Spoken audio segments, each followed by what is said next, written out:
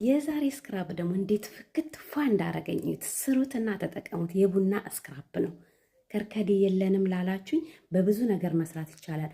የቡና ስክራብ ነው። ዛሬ ወደ አሰራሩ እንሂድ። እንግዲህ የተጠቀምኩት ስኳር ነው። የተጠቀምኩትን ሁሉ መጨመር አለባችሁ። ቪዲዮ እስከ መጨረሻው ተረጋግታችሁ ስኳር መጨመር መቀነስ ትችላላችሁ። ከዛን የሩዝ ዱቄት ግዴታ ያስፈልገናል። ስኳር የሩዝ ዱቄት ግዴታ ነው። ከዛም በመቀጠል ደግሞ አንድ ማንኪያ ነሻ ወይ የበቆሎ ዱቄት። ከዛም በመቀጠል ቡና እኔ ቤት ውስጥ ያዘጋጀሁት ነው። እናንተ የቤት ውስጥ ቢሆን የተሻለ ነው። ከሌለም ከውጭ ስትገዙ የቅመም የሌለው ንጹህ ነው መሆን ያለበት።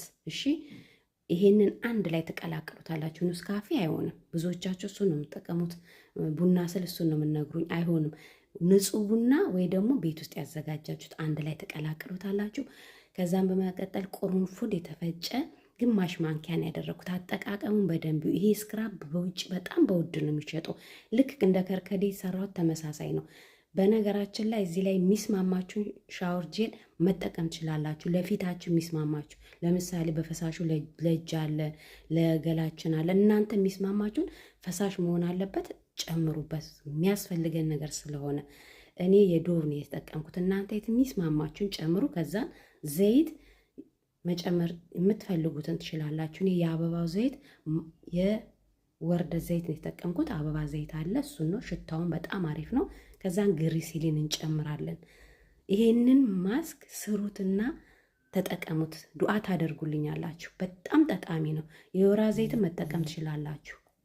የአበባ ዘይት ከሌላችሁ ማንኛውም ዘይት። ከዛን እንዲቆይልን ቫይታሚን ዲ ወይ ኢ ወይ ሲ ያላችሁ ቫይታሚን ብትጨምሩ ደግሞ 1 ወር ድረስ 2 ወር ድረስ ይቀመጣል እንዲያቆይልን።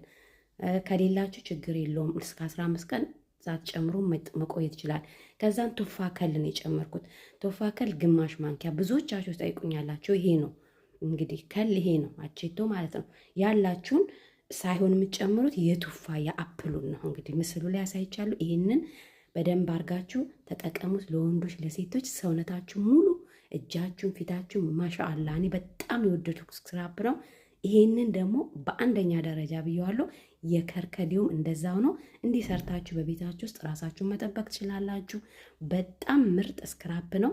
እንግዲህ ተጠቃቀሙን ለ20 ደቂቃ ንጹህ በሆነ ፊታችሁ ላይ እጃችሁን፣ ገላችሁን መታጠብ፣ እግራችሁን በጣም ጠቃሚ ነው። እስከ 20 ደቂቃ ፊታችሁን እጃችሁን መሳጅ አድርጉት። ቀስ እያላችሁ መሳጅ ስታደርጉ ማሸት የለባችሁም። ቀስ እያላችሁ ነው።